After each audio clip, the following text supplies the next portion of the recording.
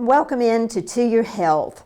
We're going to talk about the heart, and we have got a wonderful doctor here. You function over at Baptist South, Dr. Balasetti, and you are a neurointerventionalist. Say it again, it's complicated. Neurointerventionalist. Neurointerventionalist. Somebody, and the only one that we have here that does what you do. So we are blessed. Thank you for coming to Montgomery.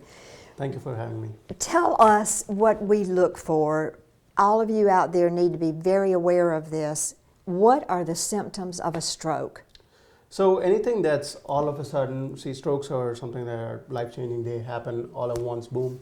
So the symptoms that you need to look out for are any sudden onset of speech changes. So that could be either slurring your words, like you're sounding like as if you're drunk, or if you have difficulty coming up with words. Any sudden onset of weakness on one side or the other of the body. Any trouble walking or balance issues. Any facial weakness. So there's a popular acronym FAST, F-A-S-T, where it stands, F stands for face, so face weakness on one side or the other. A is the arm weakness, so if you have them hold up their arms, they just drop down. S stands for speech, and T for time, so it's all time sensitive. Whenever you see these symptoms, you call 911 right away and go to the neuro facility. Now, I have heard of people driving themselves. Would you please tell our audience? Yes, I think it's important to understand, like I was just saying earlier, that this is very time sensitive. The faster you get to the nearest facility that is capable of taking care of stroke patients, the better it is. The more brain that we can save, and the better the outcomes are.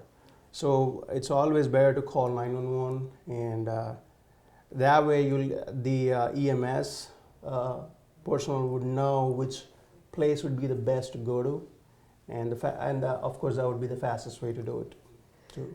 Well, and I think, you know, if you think, well, I could get in the car and drive myself, don't do that. Do not do that.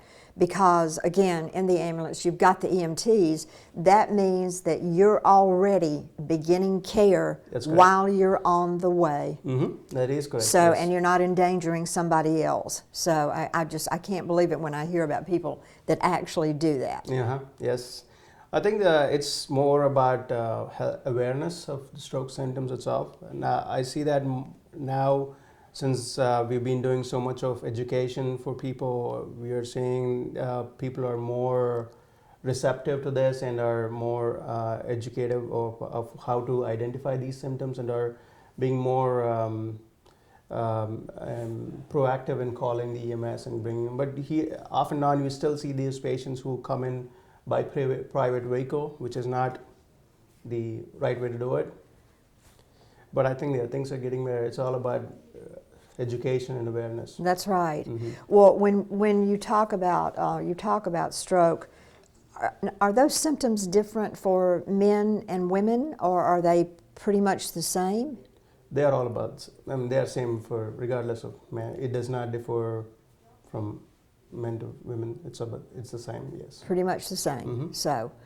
And you don't, now, are there things that you might not always have? You might not always have what we hear about, the pain in the left arm. There may be some of these that you may have and some that you don't. So typically with strokes, there is no pain involved. Okay. Because with brain, when there is loss of function, it's always about loss of function. Okay. Unlike the heart attack, the symptoms associated with that, which includes pain in the chest, pain going down the arm, stroke symptoms are loss of function. So you lose sensation, or you lose strength, or you lose speech, or you lose vision. So it's loss of function. So there's never a positive symptom like pain, anything like that. Yeah. But a heart attack would have, what would be the primary signs for a heart attack? Heart attack, it's mostly chest pain, difficulty breathing, sweating, pain going down the arm, or usually the left arm. All of these are concerning for a heart attack.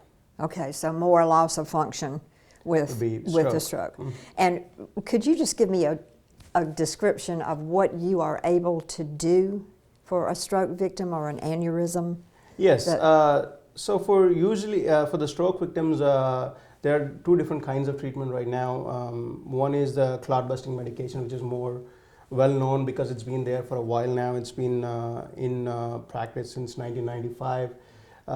So this is something that we do, or we are able to give the patient when the symptoms or when we are able to see the patient within the first 4.5 hours from the time of the onset of symptoms. And then the more newer treatment that we are able to offer to the patients is where we find a blood clot in one of the major blood vessels, which usually results in a major stroke, Right. where the patients end up being in a nursing care facility. So in those kind of patients where there is a blood clot, where we can go in through the groin or through the arm from within the blood vessel all the way up to the head and take the clot out Wow. and help restore blood flow to the brain. And that does not involve any like major surgery, cutting its. No, it's Wow. like I say, it's That's- through a small hole, a 2 millimeter, 3 millimeter hole in the groin or the hand. Does not even require any sutures or stitches at the end. Are you the only person in town who does that? That is correct, yes. And where do you do this over at Baptist South. Baptist South? Mhm. My gosh, well listen, we are so honored to have you, and thank you for taking your time to come and be with us. And we're going to talk next week about some things you can do to prevent this. And thanks for being with us, and we'll be right back.